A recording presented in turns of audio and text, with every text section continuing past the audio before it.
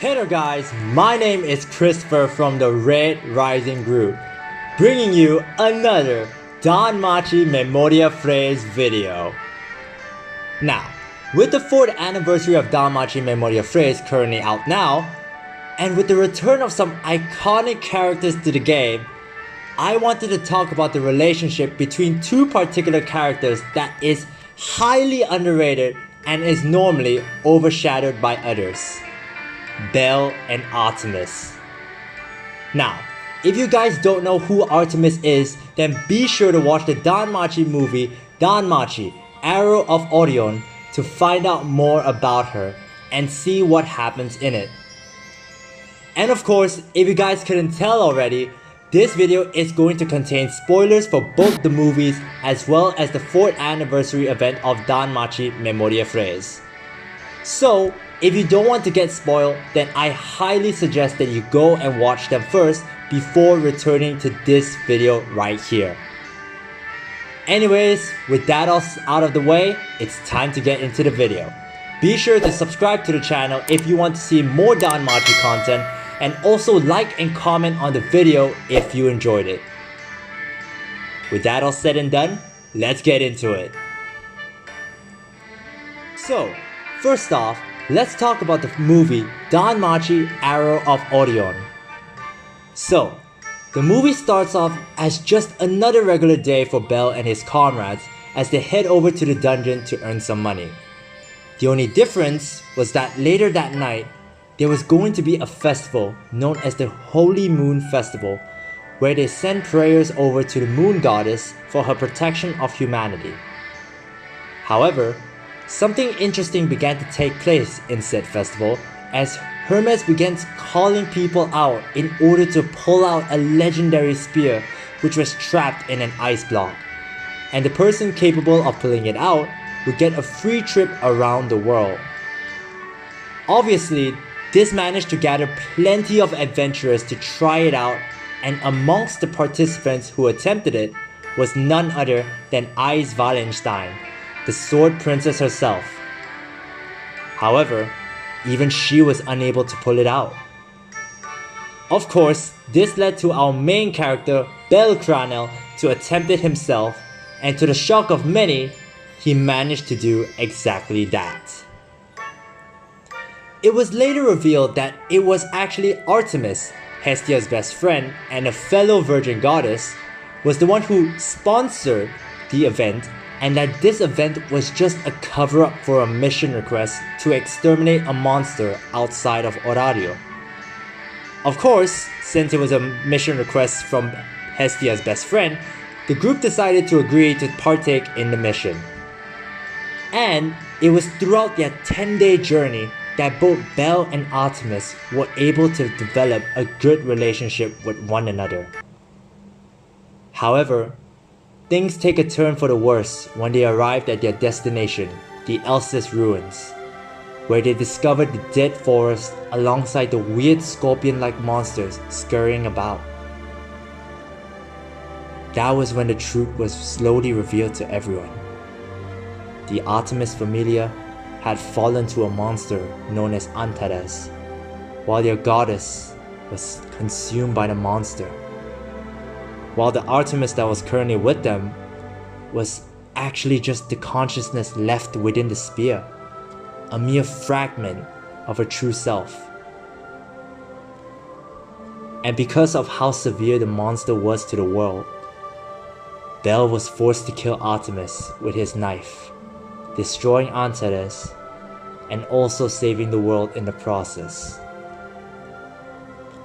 And it was safe to say that after this event, Belle was determined to grow stronger than ever before in order to prevent such an incident from ever taking place once again. Now, while this may only showcase a little about the two's relationship during the movie, there is one particular detail that I believe needs to be pointed out. Now, if you guys don't remember this, but there was actually something that Hermes pointed out in the movie that has to be addressed. When Hestia was about to throw away the spear, Hermes stops her and tells her that Belle and Artemis were most likely alone with one another, in hopes of riling her up. But Hestia just responds, telling him that it was his intention to do so all along. As if he were caught, Artemis reveals that the stronger Belle's and Artemis' relationship gets, the more powerful the spear will become. So why is this an important fact? Well, as I mentioned before, Antares consumed Artemis, and it was because of that the monster was now capable of using an Arcanum, the power of the gods.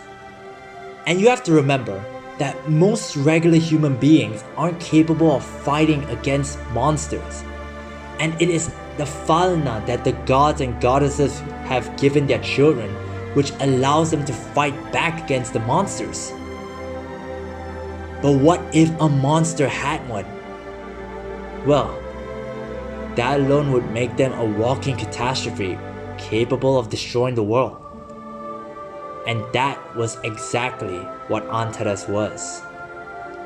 So, the fact that the spear was not only capable of repelling Antares' attack, but also manages to destroy it and its core, shows just how strong a connection Belle and Artemis have with one another. Now, obviously, as we see in the latter stages of the movie, Belle was completely shook by her death. However, it was only in this 4th anniversary event where we see just how much her death has actually affected him.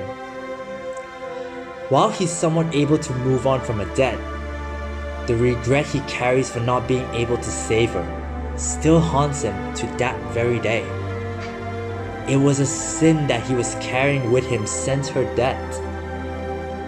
This was why he was completely shook when Hestia called out to him about Artemis when she was about to sacrifice herself, because she knew that deep down, Belle was still in pain by her death. That's why when he sees her again in the second part of the 4th anniversary event, he chooses to lash out at her instead of wholly accept her presence. Because in his mind, that wasn't his Artemis. That wasn't the Artemis he had met. It wasn't the Artemis that he had spent time with.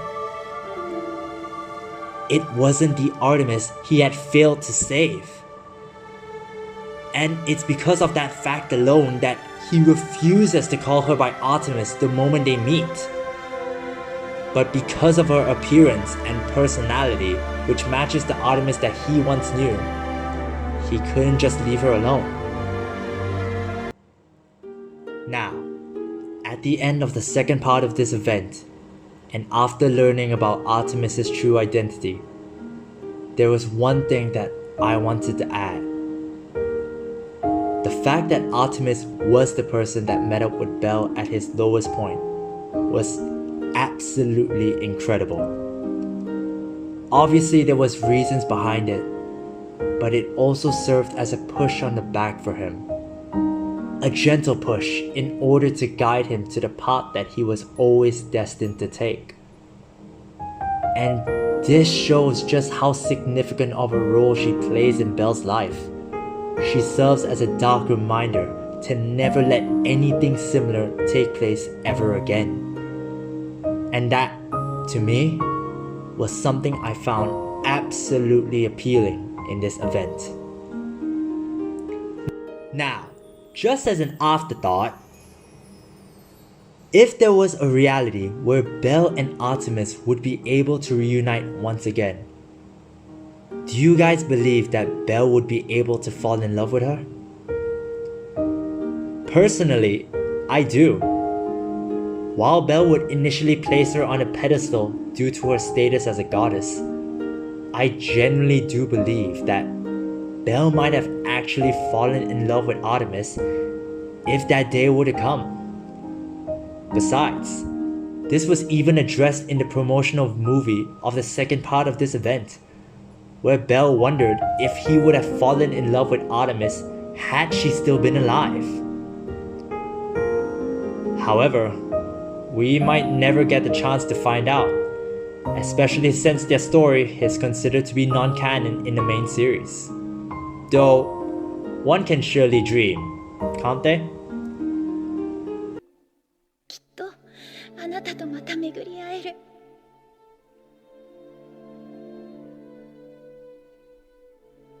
だから次に会った時は1万年分の恋をしよう、ベル。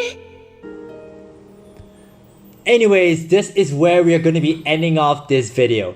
If you guys want to see more DanMachi content, then please be sure to check out our other videos on the channel. And be sure to subscribe to the channel for more content like this. Also, make sure to like the video and comment down below on whether you believe Artemis and Belle would have gotten together or not. With that all said and done, it's time to head out. Thank you all so much for watching, and I'll see you all in another video. Bye guys!